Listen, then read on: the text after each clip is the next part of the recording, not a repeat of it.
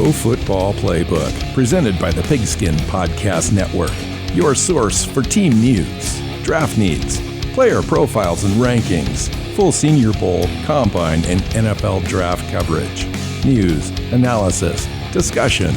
It's in the playbook. Now, here is your host, sports journalist Bill Alvstad, and featured analyst Keith Myers.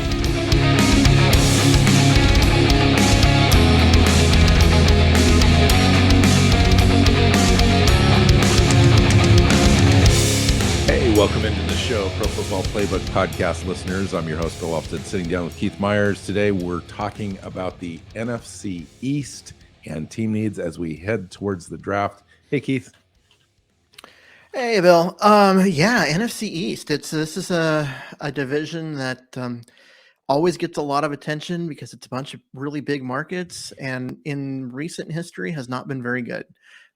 So they could use some work on the rosters, and there's a lot of needs here, but also a lot of draft picks.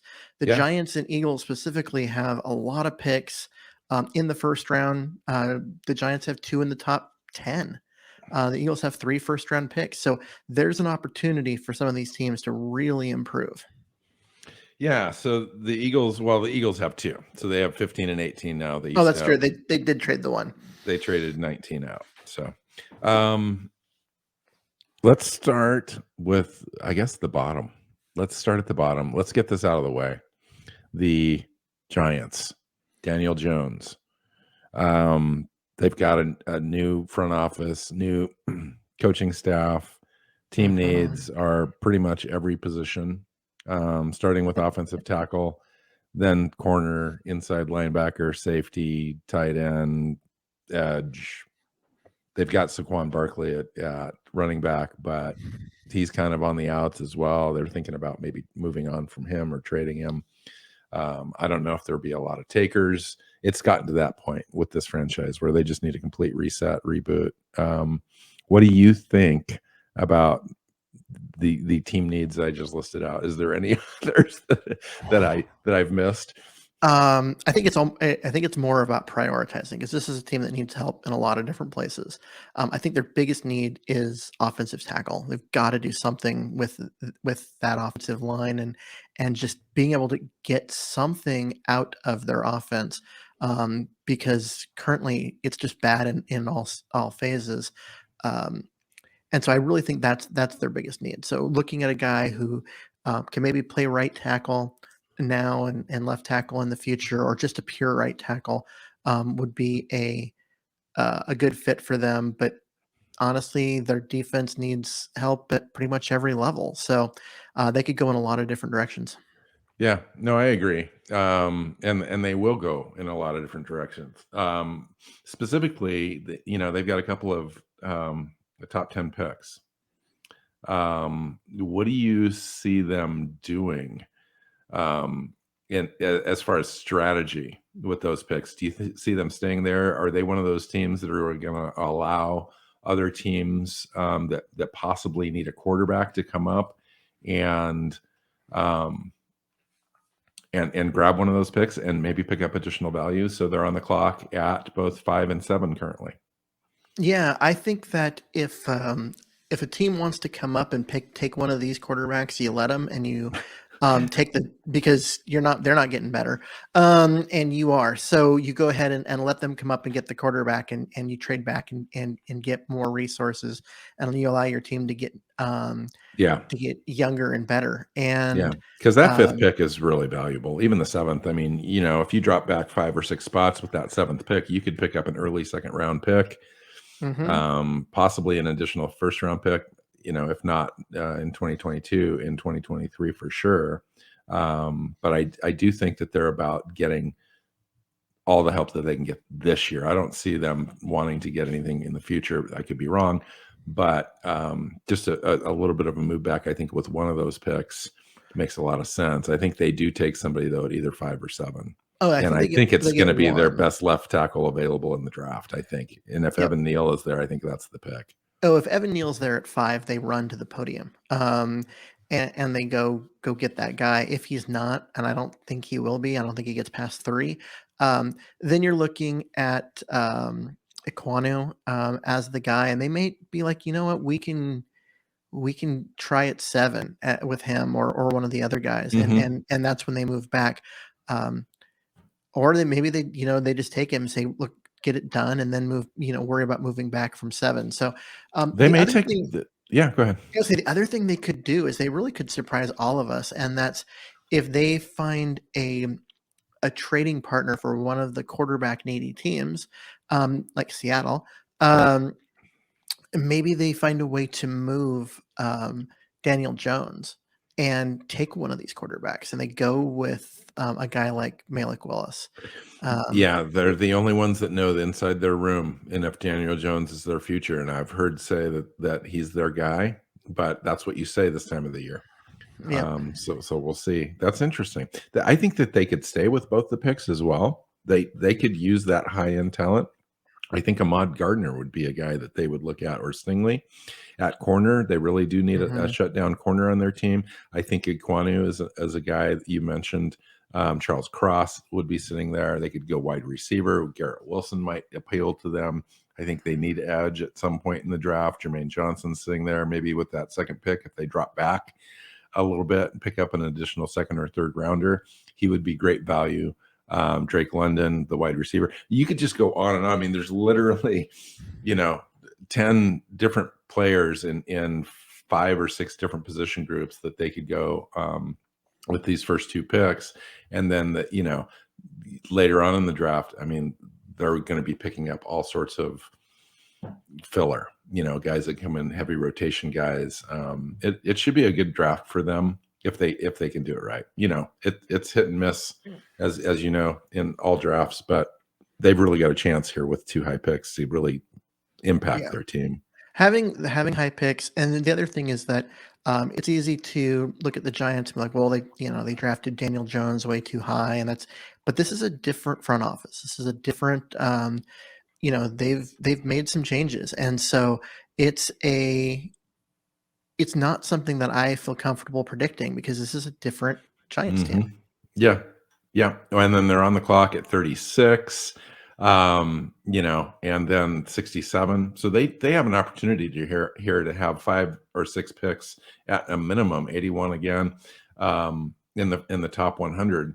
And some of those picks are high enough where you could have an additional 1 or 2 in the top 100. They could come out of this draft with 6 or 7 players that have an immediate ability to kind of help them and really kind of start to turn the franchise around and get out of that bottom dweller status that they've been in for a while now and start to climb back up and be relevant again, which would be just incredibly gratifying for New York Giant fans that have kind of hung around. So how about the Commanders, Keith? So the Commanders, I mean, you have to include quarterback as a position, even though they went and traded for Carson Wentz. But we've seen Carson Wentz. We know. I don't understand that trade. That was a desperation situation. Yeah, and I even in a desperation situation, I don't get it, because you just look at his guy, the offensive coordinator of the Eagles, who was there, who coached him, wanted him, traded for him, had him for a year, and then was like, yeah, he's not our guy. And that needs to tell you, that he's not your guy. So I think quarterback's in need, but honestly, the defensive backfield, cornerback and safety, are things that they need to look at. They could also need use help at wide receiver and offensive line. So this is a team with a lot of needs. Yeah, I agree. I mean, Brandon Scherf left. They did sign Andy Norwell, the left guard. They re-signed their starting safety, Bobby McLean, but he's just one guy. They need some help. At 11, the strategy is interesting because they've got 11, they've got 47, they've got 113. After that, they pick late. They really just have a chance. It seems to me that they're one of those teams that may decide to address the quarterback position in 2023. Similar to like the Seahawks are facing this year. They've got a placeholder at quarterback. And I don't really see them competing with Carson Wentz there. And maybe that would be them positioning themselves for a better draft in 2023. if I were Washington, I would highly consider trying to move out of the number 11 overall pick for a team that maybe is trying to move up to grab a guy that's maybe fallen a little bit further than expectations. Maybe a Thibodeau is sitting there at 11 or something, and you just got to go get him if you're a team that's in the win now mode and you go make a move.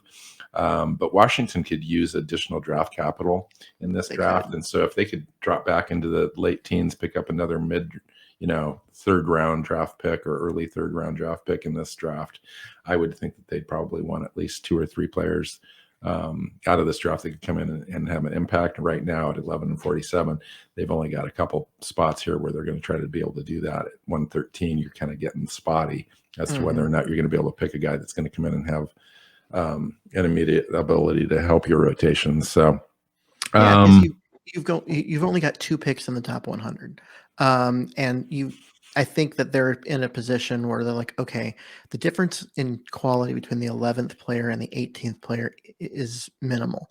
And if you can move back and you don't care about position, so that way you can take a similar quality player, but maybe in a less valuable position at 18, and then get a third player in the top 100, you've got to do that. If you can grab a Jermaine Johnson or something like that after dropping back, or a Devin Lloyd out of Utah, I think would be a tremendous pickup for them at middle linebacker. Trevor Penning at tackle would be great for them. Tyler Linderbaum at center would be a tremendous pick if they were to drop back a little bit. There's a lot that they could do there, and I would strongly suggest that they try. I mean, you need a trade partner, but I think 11 is kind of a coveted spot where there are teams that it's not going to cost them too much to move up to that spot, especially if they're like 15 or 16. Maybe the Eagles want to come up and pick somebody off. Maybe it's the Saints who made that big trade here this last week with the Eagles to get up into the teens with 2 draft picks, and now they've got ammunition to come and move up a little bit. So, yeah, I mean that move is weird, and you got to think that you make that move now rather than on draft day, because you're already talking with the team about moving up further. Otherwise, wait till draft day and you wait till your guy is going to be there before you make that move. Because if they get picked before you get, then why did you move up? Right. And so the only reason you make that move now is if you've got another move that you're working on and you needed additional ammunition. Interesting. And you would think the Saints are doing that for a quarterback, but you just really never know. All right, let's talk about the Eagles. I think one of the most fascinating ball clubs this offseason, in a position where they're going to improve. So they're just outside of the playoffs last year. I think this year with some key improvements, and Jalen Hurts continues to do well for them, they could be in a position to kind of take the next step. And just kind of wondering how you see it. They did have the trade to the Saints, so they traded 16 and 19 and 194 to the Saints for 18, 101, 237 plus a 2023 first round draft pick and a 2024 second round draft pick. I thought that was a great trade by the Eagles. The Saints went up and tried to get into a position to do something else. You just talked about it, but the Eagles got in a position to make their ball club better over a longer sustained period of time. Yeah, because they get an extra first round pick next year. So they've got 2 this year and 2 next year, and then they get 2 second round picks the year after that. That's a lot of high end young talent that'll be joining this roster over the next 3 years. Yeah. That puts you in a great position to not only be successful, but to have sustained success for a while. I like the stuff that they've done. Five picks in the top 101. Yeah, this year. So you look at what they need, and what they need is a lot of things on defense and wide receiver. Take your pick on what you think is the highest one for them. I just think that you look at wide receiver and they're in a position to look at a guy like Drake London, and you got a guy in Hurts that doesn't throw the ball all that well. So why would you waste the resources on a receiver? Well, Drake London's a guy that he'll bail your quarterback out. He'll be able to, if he gets it close, London will go get it. And it doesn't have to be the it just makes things better. And I think they've got to give Hurts some weapons so that way he can at least try and show you whether or not he is the long-term answer. Yeah, fascinating. I mean, really fascinating. I think the Eagles are even in a position to even pick up an additional top 100 type player too, if they were to drop back, move off either 15 or 18, depending on their strategy, and pick up an additional third round pick would be outstanding for them. Yeah, Hurts. That's the interesting question for them. Is he the long-term answer? I think they want one more year to figure it out. Yeah. I think that's this strategy, I think, is what kind of it pointed to, is like they're going to go ahead and take a shot with Hurts one more year, see where they've got, and if they need to make a move next year, they've got the ammunition to do it. And that is one of the nice things about that trade, was by pushing one of those first round picks this year into next year, it guarantees them an opportunity to go get a quarterback in a quarterback heavy draft instead of this quarterback light draft. And so they're going to give Hurts a year. He'll either be the guy and they'll have those two picks to add another, couple of good players, or he won't be the guy and they'll know it after this year, and they can, then go address their quarterback position with those extra first round picks. Interesting. Yeah, I know that they picked up a couple of linebackers this year. Hassan Reddick, I thought, was a great pickup for them to add some speed and pass rushing ability for them. And then Kaiser White, the linebacker from the Chargers, they picked up. I thought that was I think he's undervalued. I think he's a great signing. So they got the middle of their defense kind of figured out.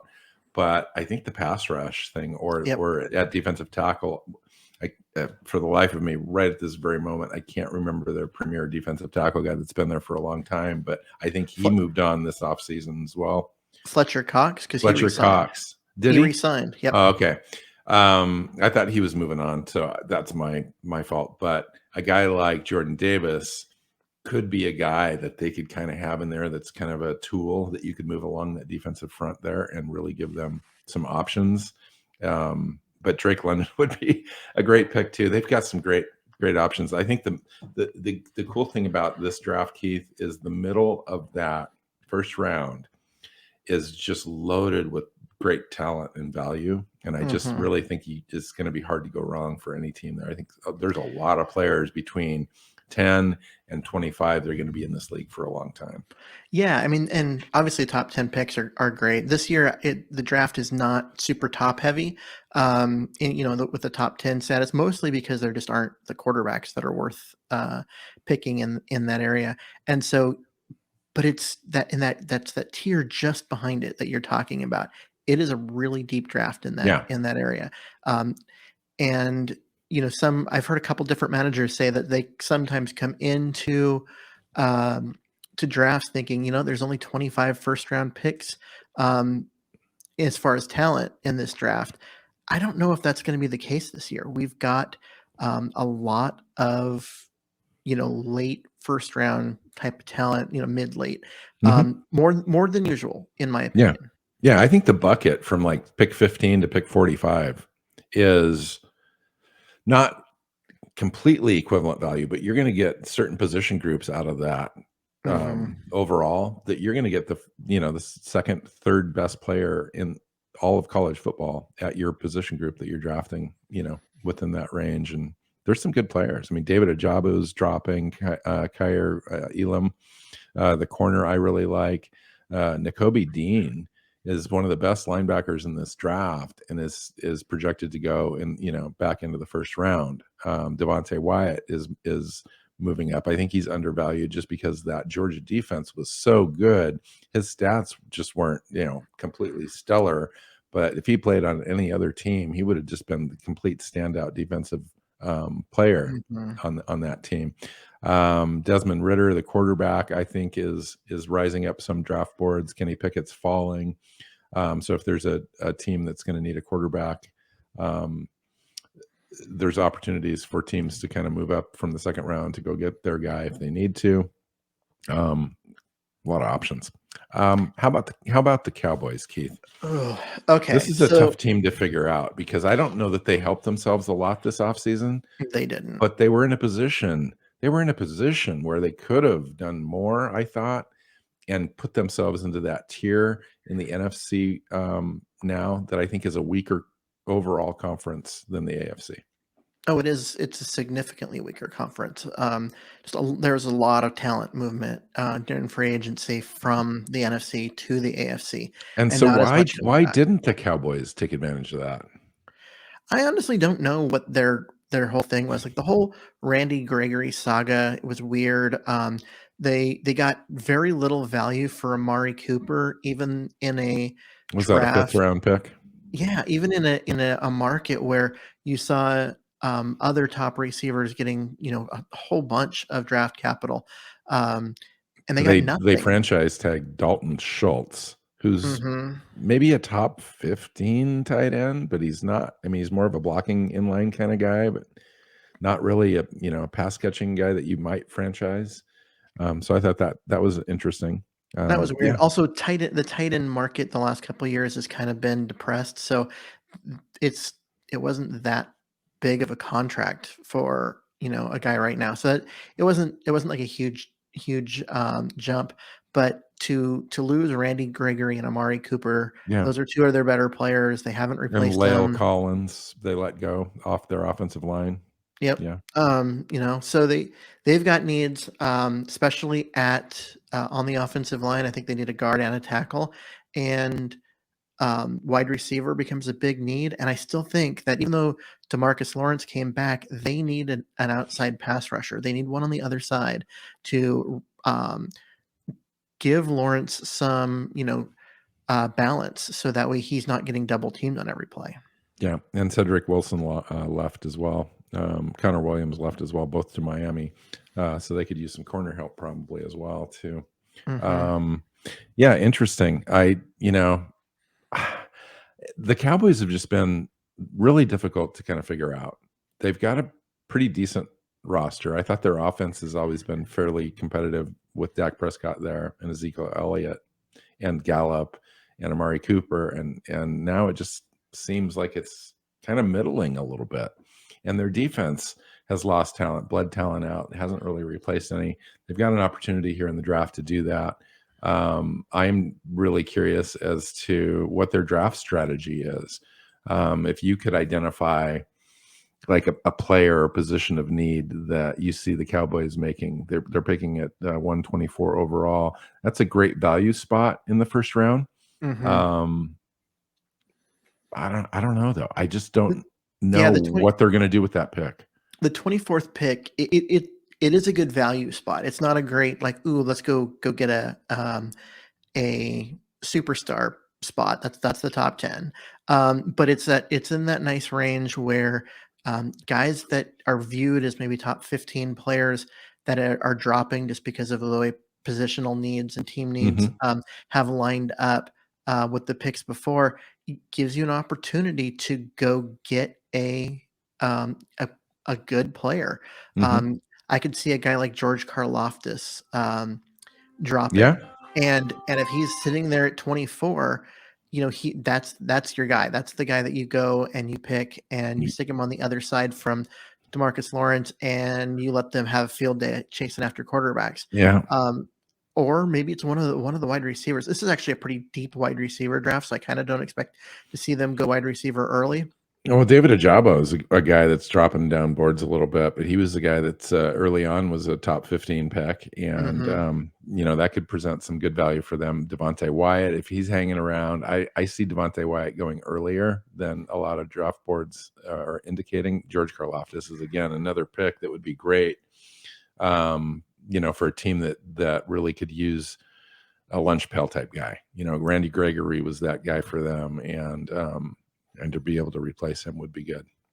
So the other thing with Dallas, because it's Dallas, and because this is a team that we actually do know, the tendencies of that particular front office, because Jerry Jones is the not just owner, he's also the GM. This is a team that don't be surprised if they figure out a way to move up. They're at 24 and they see a guy at 15 they want, or maybe 17. They've got 56 as well. Yeah. Yeah. And so they package those two together and they move up to 17 and they go get a guy that if Trevor Penning is sitting there, for instance, at 15. I could see them packaging whatever they needed to go up and get him and kind of fix that offensive line and help protect Prescott. Wow. Interesting. So how do these teams finish in the NFC East this year, Keith? Do you think the Eagles are ready to take this division for the first time in 4 or 5 years? That kind of comes down to their quarterback situation. They're going to be a good roster with a questionable quarterback situation, but I think they're going to be able to do it. I see Dallas dropping back, coming back to earth a little bit. Yeah. I didn't think they did enough this offseason to really solidify their spot there. I think they're now questionable. Yep. I think they're, kind of in that borderline playoff team range. And so they're in that range. And I could see the Eagles moving up and taking the division, but I also could see the Giants taking a big jump and getting up into a position to challenge for all this. I think next year. Yeah. Because that's a lot of young talent they're adding this year in the draft and with the young quarterback. And so all that's going to need to come together fairly rapidly for them to ascend that quickly. But 2023 looks promising for the Giants. This is a fun team too. This isn't a great NFC this year, and so you don't have to be a 11 or 12 win team to pick up one of these wild card spots. 9 wins, 9 and 8 is probably Dallas would really have to diminish, though, I think, for the Giants to be able to rise. But it's possible. It's possible. I mean, it's going to be one of those things where if you think the Eagles are winning it, are they winning it with 10 or 11 wins? Okay, that's means who's in second place with 9, and that team's probably a playoff team. And if both of them finish with 9 and 8, maybe you have the 6 and 7 seeds also come out of the division. I kind of don't see that because the West still has some talented teams, even though they're slightly diminished from last year, but they're still good. And so I don't see 3 teams from the division making it, but I still think the Giants have a shot. They have a better roster than people think. It's better than what I said earlier because I was, saying they needed everything, and they kind of do, but they also have some talent. I've got to I think I need to rename the podcast just so that it gets a whole bunch of traffic. That Keith Myers predicts Giants take division in 2022. Do that. That would be a hot take. You know what? I'm just saying I can see it. The only team that I don't really see as competitive is Washington. Even with Carson Wentz, it seems like a guy like Carson Wentz with his experience and so forth coming to a team would kind of settle that down a little bit, and they may get some of that, but Carson has had so many holes in his game over the last 2 years, and ran out of town twice. Yeah. And that's just got to be a red flag central. Yet the Commanders invested a lot of money in that situation. Yeah. I mean, he's a guy who you look at his throwing mechanics. They're not pretty. They were never pretty, but they've gotten significantly worse since coming to the NFL. You got to fix that. You can fix that. You might get a good quarterback back, but this now on his 3rd team in 3 years. Other people have tried. We'll see. Yeah. All right. Let's get out of here. Follow Keith on Twitter at Myers NFL. I'm at Alvstad NFL. The show's at PF_playbook. Find us on your favorite podcast platforms and YouTube. Subscribe, share it with your friends, family, anybody. That would be that's where I'm going to leave it. Anybody, just share it. So until next time, take care, guys.